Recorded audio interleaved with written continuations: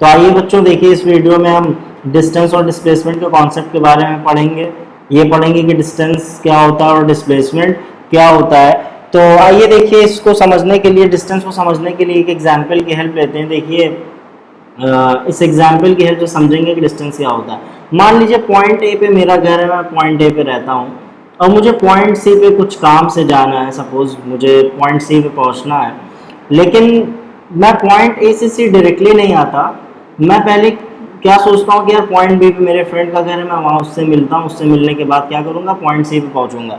तो मैं point A से पॉइंट बी चला, 5 किलोमीटर चला, अपने फ्रेंड से मिला, फिर उससे मिलने के बाद मैं पॉइंट बी पे पहुंचने के बाद फिर पॉइंट सी पे पहुंचा 3 किलोमीटर चलने के बाद। यानी डायरेक्टली मैं पॉइंट ए से सी नहीं आया, पहले पॉइंट ए से बी आया, फ्रेंड से मिला और उससे मिलने के बाद फिर सी पे पहुंचा। तो देखिए ये टोटल मैं कितना चला, पहले 5 किलोमीटर ए से बी और फिर उसके बाद बी से सी कितना चला, 3 किलोमीटर चला, यानी 8 किलोमीटर चला। तो ये जो 8 किलोमीटर मैंने कवर किया है, ये क्या है, डिस्टेंस है। क्योंकि डिस्टेंस होता क्या, actual length of the path covered by body. The distance travelled by body is the actual length of the path covered by moving body. एक मूविंग बॉडी कितना पाथ लेंथ कवर करती है तो उसको डिस्टेंस बोलते हैं। पाथ लेंथ का क्या मतलब है, देखिए मतलब पाथ की लेंथ का क्या मतलब है। देखिए ए बी क्या एक पाथ है, इस पाथ की कुछ लेंथ है, कितनी है, 5 किलोमीटर है। एक रास्ता है, रास्ते की कुछ लेंथ होती है, तो रास्ता 5 किलोमीटर लंबा है, ठीक है। फिर बीसी भी क्या है, एक पाथ है, इस पाथ की भी कुछ लेंथ है, भी रास्ता है, इसकी भी कुछ लेंथ होगी, कितनी है, 3 किलोमीटर लंबा ये पाथ है। तो टोटल पाथ लेंथ कितनी हो गई, A B plus B C कितना हो गया, 8 किलोमीटर। यानी मैंने जो ये पाथ लेंथ कवर की है, ये क्या है, मेरा डिस्टेंस है, irrespective of the direction in which the body travels. यानी डायरेक्शन नहीं देना है, बॉडी किस डायरेक्शन में ट्रेवल कर रही है ये मैटर नहीं करता है, सिर्फ पाथ लेंथ जो है, कितना पाथ कवर कर रही है, वो आपका डिस्टेंस बनाएगा। तो टोटल डिस्टेंस मैं कितना चल लिया, 8 किलोमीटर चला। तो यहाँ तक चीज़ें क्लियर हो गई होंगी। अब देखिए डिस्प्लेसमेंट देखते हैं। डिस्प्लेसमेंट क्या होगा, इसी एग्जाम्पल से समझेंगे। देखिए मैं ए से सी डायरेक्टली नहीं आया, जैसा कि मैंने पहले बोला था, मैं पहले ए से बी आया, फिर बी से सी आया। अब हम क्या देख रहे हैं कि ए से सी के बीच की डिस्टेंस हमको देखना है कि ए से सी के बीच की डिस्टेंस कितनी है, 4 किलोमीटर। यानी मेरे घर से जो डेस्टिनेशन है उसकी डिस्टेंस कितनी है, 4 किलोमीटर है। तो डिस्प्लेसमेंट क्या होता है, देखिए पहले ये समझिए कि ए क्या है, मेरी इनिशियल पोजीशन। इनिशियल पोजीशन का मतलब है जहाँ से आपने जर्नी स्टार्ट की, जहाँ से आपने मोशन स्टार्ट किया है। तो ये क्या हो गया, इनिशियल पोजीशन। और ये पॉइंट सी क्या है, ये फाइनल पोजीशन, ये है फाइनल पोजीशन है। अब देखिए इनिशियल और फाइनल पोजीशन, क्योंकि मैं यहाँ से स्टार्ट किया था, मुझे यहाँ पहुँचना था, तो इनिशियल और फाइनल पोजीशन के बीच की जो स्ट्रेट लाइन, शॉर्टेस्ट डिस्टेंस होती है, उसको क्या बोलते हैं, डिस्प्लेसमेंट बोलते हैं। तो अब ध्यान दीजिए ए और बी के बीच में स्ट्रेट लाइन, ए से सी के बीच की शॉर्टेस्ट स्ट्रेट लाइन डिस्टेंस कौन सी है, यही तो है। अगर ए से सी है स्ट्रेट लाइन डिस्टेंस ये है, तो इसी को क्या बोलेंगे, डिस्प्लेसमेंट बोलेंगे। अब डिस्प्लेसमेंट में क्या करते हैं हम, अलॉन्ग विद डायरेक्शन, यानी उसके साथ डायरेक्शन भी देना होता है। यानी जब भी डिस्प्लेसमेंट लिखेंगे तो हमको क्या करना होता है, डायरेक्शन देना होता है। तो इसमें डायरेक्शन क्या होगा, देखिए अगर हम इसको थोड़ा सा कोऑर्डिनेट एक्सिस बनाते हैं, उस पर समझने की कोशिश। देखिए मान लीजिए ये था मेरा घर, मैंने यहाँ से जर्नी स्टार्ट की थी अपनी, यहाँ से मैं 5 किलोमीटर चला था, ये पॉइंट बी था, फिर मैं बी से सी आया था 3 किलोमीटर चलने के बाद, ये 3 किलोमीटर चला था मैं, और ये 5 किलोमीटर था, और ये मेरा घर था, मान ली यहाँ से चला है, पॉइंट ए था। तो ध्यान दीजिए, देखिए direction north south east west.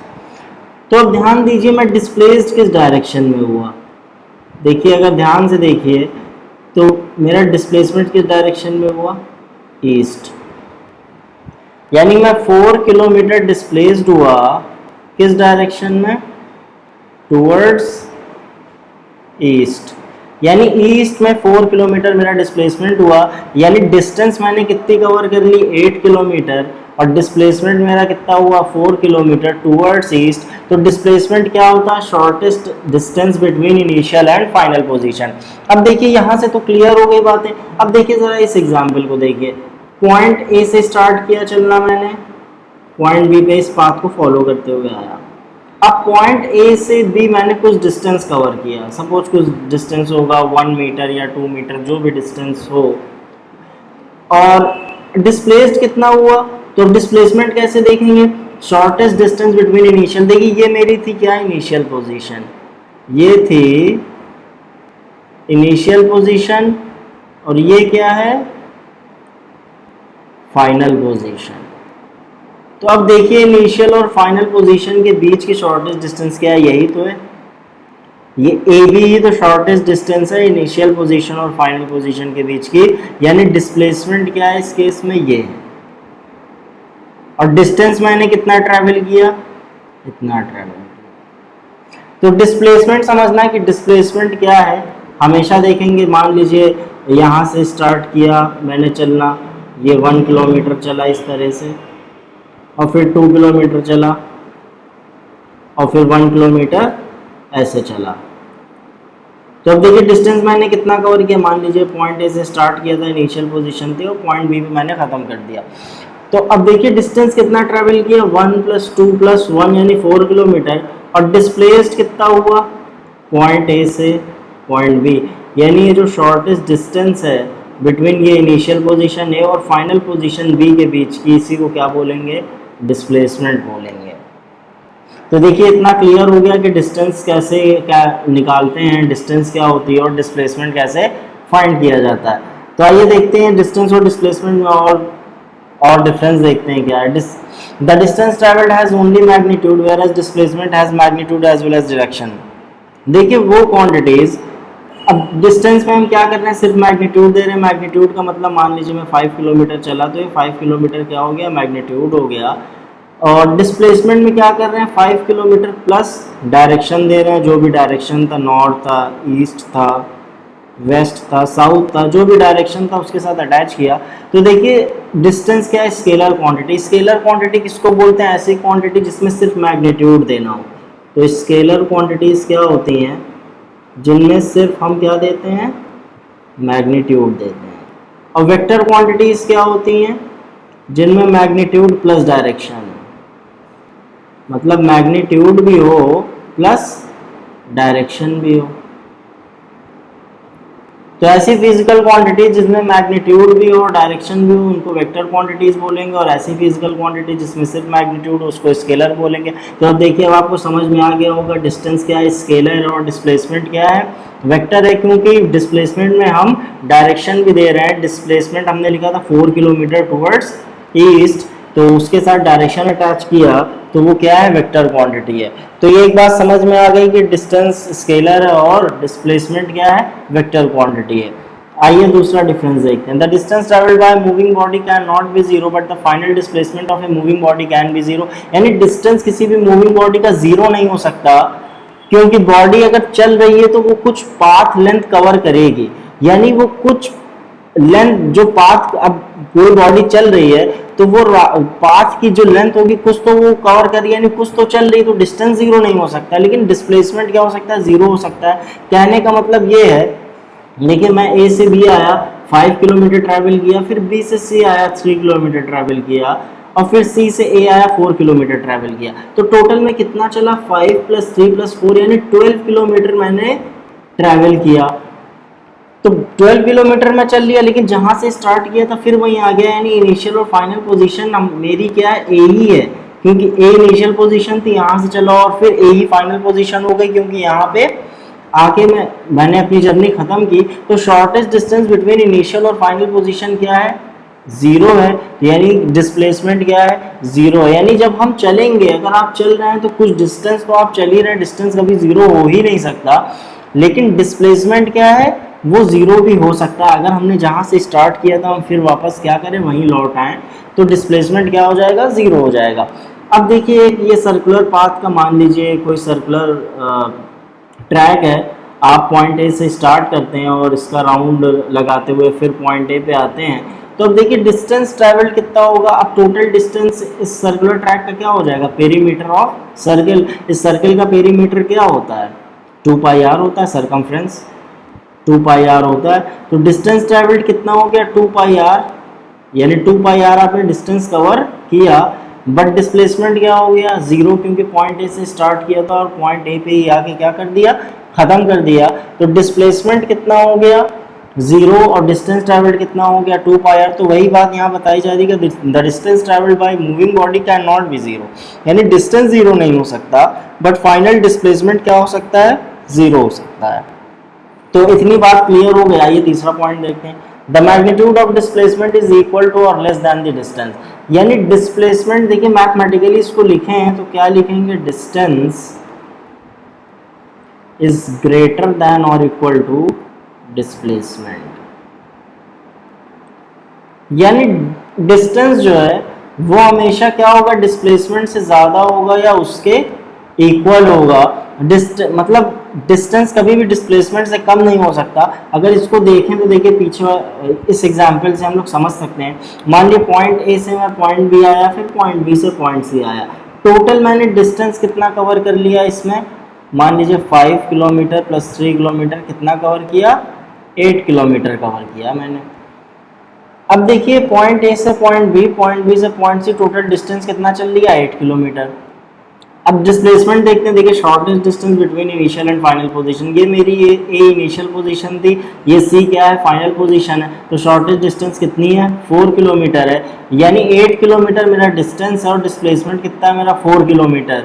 तो देखिए डिस्टेंस कितना है मेरा, डिस्टेंस कितना हो गया 8 किलोमीटर, और डिस्प्लेसमेंट कितना हो गया 4 किलोमीटर। तो अब देखिए डिस्टेंस डिस्प्लेसमेंट से ज़्यादा है। अब मान लीजिए मैं पॉइंट ए से आया, पॉइंट ए से स्टार्ट किया, फिर पॉइंट ए पे आ गया, तो डिस्टेंस कितना चल लिया, 12 किलोमीटर, डिस्प्लेसमेंट कितना हो गया, 0। यानी हर एक केस में हमेशा डिस्टेंस क्या होगा, डिस्प्लेसमेंट से ज़्यादा होगा या डिस्प्लेसमेंट के इक्वल होगा। ऐसा नहीं हो सकता कि डिस्प्लेसमेंट ज़्यादा हो जाए डिस्टेंस से। तो डिस्टेंस, अब मान लीजिए यहाँ तो डायरेक्शन ऑफ मोशन चेंज हुआ है, मान लीजिए आप स्ट्रेट लाइन मोशन कर रहे हैं, मतलब पॉइंट ए से आप स्टार्ट करते हैं।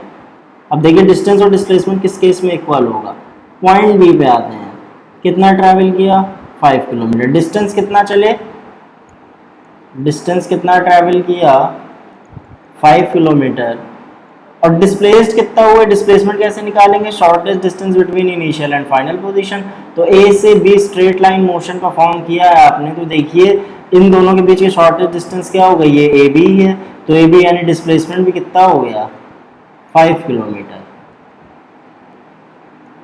डिस्प्लेसमेंट भी कितना हो गया, 5 किलोमीटर।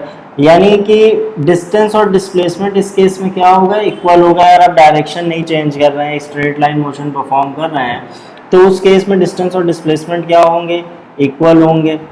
मान लीजिए फिर आप बी से ए वापस चले आते, बी से वापस आप लौटते अपने डायरेक्शन, मोशन के डायरेक्शन को चेंज करते, तो बी से वापस आ जाते हैं, तो टोटल डिस्टेंस कितना हो जाता, 5 + 5 which is equals to 10 kilometre, और डिस्प्लेसमेंट क्या हो जाता, 0 किलोमीटर। यानी हर एक केस में डिस्टेंस हमेशा डिस्प्लेसमेंट से क्या है, ज़्यादा है या उसके इक्वल है।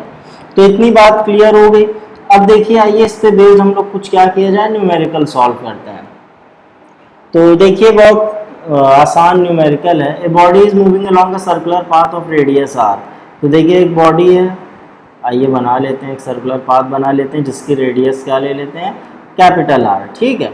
What will be the distance traveled and displacement of the body when it completes half a revolution? अब देखिए बॉडी जब हाफ रिवोल्यूशन, मान लीजिए पॉइंट ए से स्टार्ट करती है और हाफ रिवोल्यूशन करती है, तो हाफ रिवोल्यूशन का मतलब क्या है, यहाँ पे कुछ, तो ये पॉइंट बी है। तो हाफ रिवोल्यूशन करने में उसने कितना डिस्टेंस ट्रैवल किया और उसका डिस्प्लेसमेंट क्या हुआ। तो देखिए पहले तो देख लेते हैं कि ए से बी तक उसने कितना डिस्टेंस ट्रैवल किया, तो ये कैसे पता चलेगा।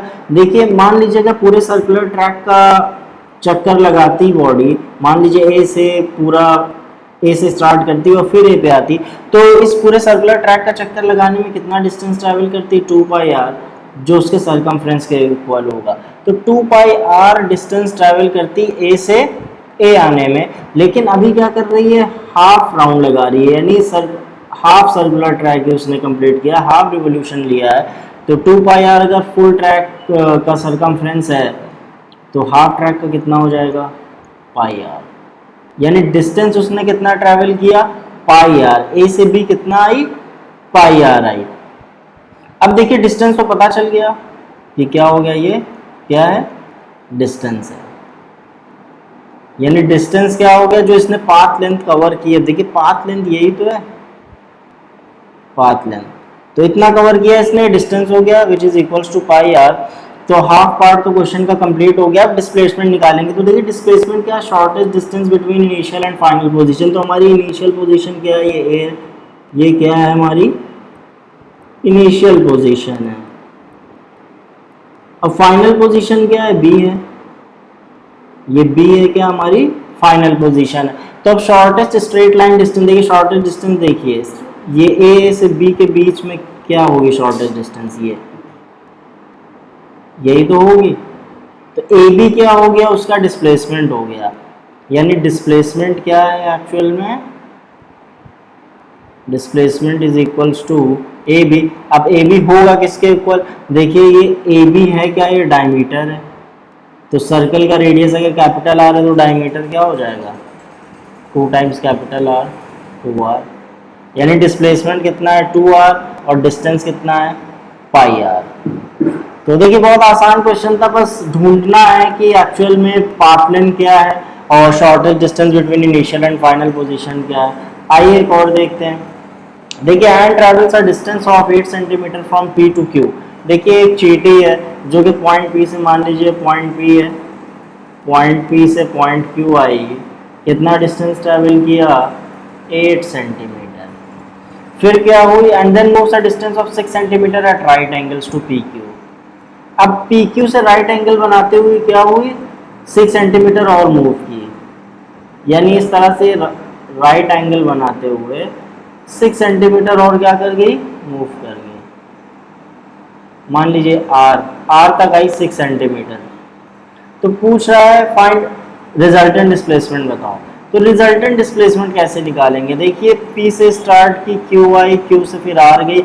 यानी अब डिस्प्लेसमेंट बताना है तो डिस्प्लेसमेंट के लिए क्या देखेंगे, इनिशियल पोजीशन पी और फाइनल पोजीशन आर के बीच की शॉर्टेज डिस्टेंस। तो देखिए क्या है, पी से आर के बीच की शॉर्टेज डिस्टेंस क्या हो जाएगी, ये हो जाएगी। यानी ये पी आर अगर हम कैलकुलेट कर ले हैं, यही क्या हो जाएगा हमारा डिस्प्लेसमेंट। यानी पी आर कैलकुलेट करना है हमको डिस्प्लेसमेंट के लिए।